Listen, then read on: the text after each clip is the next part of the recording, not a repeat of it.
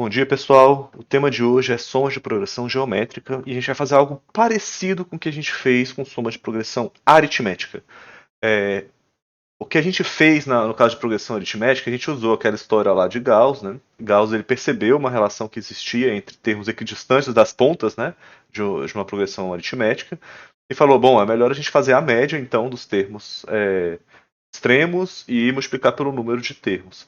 Felizmente, essa relação não acontece diretamente na progressão geométrica, não na soma, né?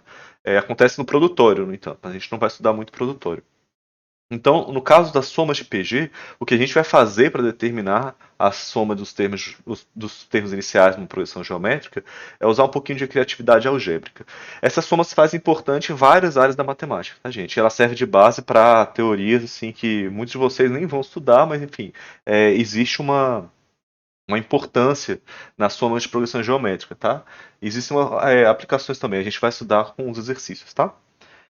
Então, o que a gente quer fazer é o seguinte, olha, dada essa PG, a gente quer a soma de A1 até a N. Só que assim, a gente quer algo mais inteligente do que simplesmente somar A1 mais A2 mais A3 mais até somar a N, né? Então o que a gente faz é denotar essa soma que a gente quer obter por Sn. Essa aqui é a soma dos N primeiros termos da PG. Então Sn é essa soma aqui, beleza? Mas olha só o que acontece. Pela natureza da PG, você sabe que um termo é sempre o antecedente multiplicado pela razão Q da PG. Então, olha só, eu escrevi duas equações. Copiei essa aqui embaixo. E na linha de baixo eu multipliquei cada um dos termos por Q. Ou seja, eu multipliquei a equação inteira pela razão Q.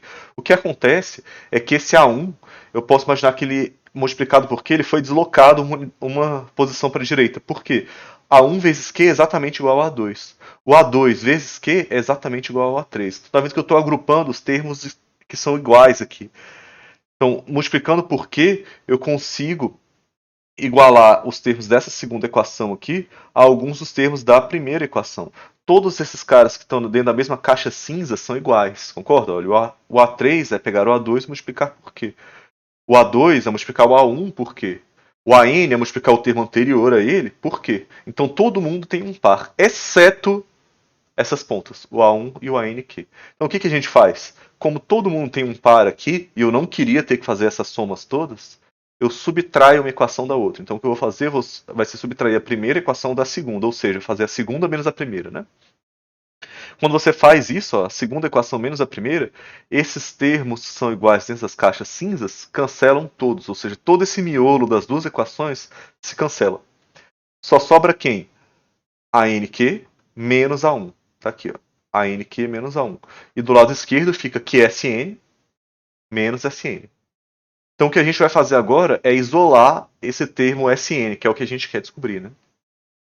Então, nessa primeira linha aqui eu coloco ele em evidência. Coloquei o SN em evidência. Na terceira linha eu substituo a N pelo termo geral. Olha só, vou até marcar aqui. Ó. Substituo esse AN. Opa, muito grande. Substituo esse AN aqui pelo termo geral. E aí você repara que tem algumas coisas que você pode operar aqui. Por exemplo, o Q elevado a n-1 vezes Q, isso aqui é vezes Q elevado à primeira, né? Então você vai somar os expoentes, o 1 com n-1. A n-1 mais 1 dá só n, né? Então tá aqui. E outra coisa que você pode reparar é que você consegue colocar o A1 em evidência. Ele é um fator comum a esses duas parcelas dessa subtração aqui, né? Então você coloca ele em evidência. Finalmente, você consegue isolar o termo Sn, dividindo a equação inteira por Q-1, ou seja, passa esse Q-1 dividindo. Então olha só a equação que você obteve. Você sabe que o Sn é ao mesmo tempo a soma dos termos, mas ele também pode ser calculado com essa expressão. Então, em vez de você fazer a conta na mão, né, pega o A1, pega o A2, pega o A3, você precisaria conhecer todos os termos. Agora você só precisa conhecer o primeiro termo, a razão e o número de termos que você está calculando.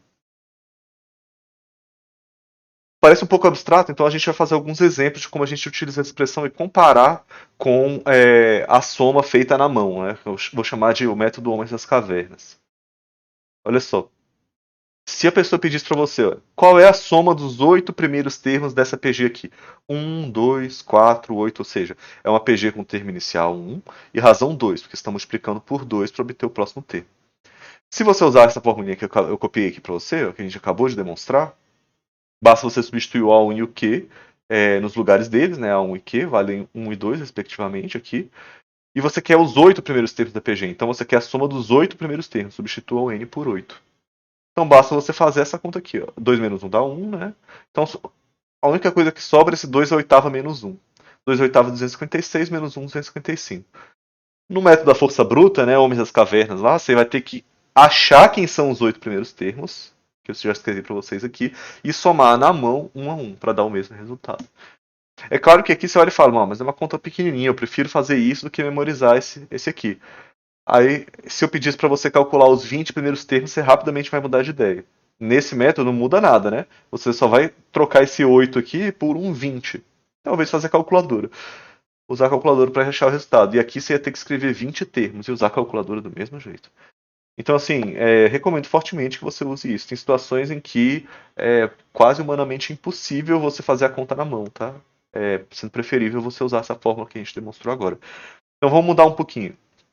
E se a gente pedisse para calcular os 8 primeiros termos É quase a mesma PG. A única coisa que mudou foi que a razão agora é menos 2. Então é uma PG alternante, né? Olha só, os termos eles estão mudando de sinal. Apesar de serem os mesmos números em módulo, né? Se eu ignorasse o sinal, seriam os mesmos números, mas eles só trocam de sinal. Olha só o que acontece. A equação fica quase a mesma. Eu só troquei no lugar da razão aqui o valor menos 2. Mas agora na conta você vai precisar ter que alternar esses valores. Eles ficam até um pouco pior, né? Mas repara que o resultado é o mesmo. Então vamos fazer um exemplo de uma conta que não seja só uma conta abstrata, que ele tenha alguma coisa a ver com um caso concreto. Então imagina que uma certa doença contagiosa é tal que a cada dia a gente registra o triplo de novos casos do dia anterior. Qual é a quantidade total de casos, né, considerando do primeiro até o último dia, ao final de 10 dias, se no primeiro dia se registrarem 2 casos? Então, o que acontece é o seguinte: no primeiro dia, a gente registra 2 casos dessa doença. No segundo dia, você registra 6 novos casos dessa doença. Então, essas 3 pessoas, cada uma infectou mais 3, né? Então, de forma que o número de infectados é 6. Então, quem é o total de infectados nesse momento? 2 mais 6, 8. No terceiro dia, o número de novos casos, isso aqui está tudo invertido, né? O número de novos casos no terceiro dia é o triplo do segundo. Ou seja, são 18 novos casos no terceiro dia. Qual o total de casos ao final do terceiro dia? 2 mais 6 mais 8, total 26. Então, o que você quer saber é, ao final do 10º dia, quantos são os casos totais? Bom, o 10º dia ele tem um número de casos novos, né? Mas eu quero saber o total, ou seja, a soma de todos os 10 primeiros termos. O que a gente quer calcular essencialmente é o S10 dessa PG, a soma dos 10 primeiros termos dessa progressão geométrica. Então basta você identificar quem é o A1, primeiro termo, 2, está aqui escrito. Qual é a razão, 3, está multiplicando por 3 o número anterior, né? Aqui o triplo de novos casos, a razão é 3. E o número de termos que você quer somar, nesse caso 10, né? Então a gente vai pegar essa equação aqui, essa expressão que dá a soma dos n primeiros termos, e vai trocar a razão por 3, o termo inicial por 2 e o n por 10, que é o número de termos que a gente quer calcular. E a gente obtém 3 a 10 menos 1. Então você sabe que o número total de casos ao final de 10 dias é de 59.049, quase 60 mil, né? Se você fosse usar o método da força bruta, né, calcular cada um deles, olha a conta que você ia ter que fazer. 2 mais 6 mais 18 mais 54 mais 162, ia ter que somar todos esses números aqui para chegar no mesmo resultado. A mesma coisa, tá? Pode somar aqui, aí na mão que vai dar o mesmo resultado. Bom, esses são os 3 exemplos iniciais, né? Agora eu vou dar uma aplicação que pode parecer muito complicada para vocês, mas eu quero que vocês se concentrem no resultado final e não no processo em si. É claro que o processo é interessante vocês darem uma olhada, mas não é o essencial que eu quero tratar aqui. Então, o que eu vou fazer aqui é uma fatoração de diferença de potências. Eu vou explicar o que é isso. Vocês já devem ter ouvido falar, ou pelo menos deveria ter ouvido falar, de uma fatoração que a gente costuma chamar de produto notável, chamado diferença de quadrados. Diferença de quadrados como o próprio nome diz, você olha dentro da expressão, você tem a subtração entre dois números elevado ao quadrado, ou seja, a diferença entre dois quadrados. E você consegue fatorar nessa multiplicação de dois termos lineares, né? que é bom. Frequentemente a gente precisa fazer essas contas. Mas e se você tivesse uma diferença de cubos? Como é que você faria para fatorar? Aí ficaria desse jeito aqui. Eu quero que você comece a perceber um padrão. Diferença de cubos, você tem o mesmo A menos B, só que a segundo parênteses muda um pouco, tá vendo? As potências de A começam no quadrado, uma potência a mais, elas vão diminuindo. Aqui está o quadrado, aqui está a primeira, e aqui nem tem A. Enquanto as potências de B não existem na primeira parcela, aí passam a potência 1 no B aqui, ó, depois a potência 2 no B. Olha o que acontece se a potência for 4, a diferença de potências quartas. O A menos B continua aparecendo, mas aqui olha as potências de A. 3, 2, 1, 0. Olha as potências de B. 0, 1, 2, 3. Então tá vendo que tá acontecendo um padrão aqui, nesses termos do segundo parênteses? Então, o que está acontecendo aqui é uma soma de PG. Por mais que você não tenha percebido ainda, é, essas parcelas aqui, A ao cubo, A ao quadrado B, AB ao quadrado, B ao cubo, são termos de uma PG. Que PG é essa? Olha só. Repara que de um termo para outro, você suprime uma potência de A e aparece uma nova potência de B. Então você está multiplicando por B e dividindo por A. É a mesma coisa que você multiplicar por B sobre A, de um termo para outro. Faça a conta no papel para checar que isso é verdade. Desapareceu um termo de A, apareceu um termo de B. Multiplicar por esse número. Então o que a gente vai fazer é uma fatoração geral. A gente vai fazer uma diferença de potências, agora arbitrárias, tá? Potência n, né? Não é só quadrado, nem cubo, nem quarta. Se você quiser colocar o 10 aqui, a décima menos b a décima, você vai conseguir. Então o que a gente vai fazer é considerar a seguinte PG, algo muito parecido com essa aqui. Ó. As potências de A estão decrescendo até desaparecerem, e as potências de B estão crescendo até elas ficarem no máximo possível, que nesse caso é n menos 1. Beleza?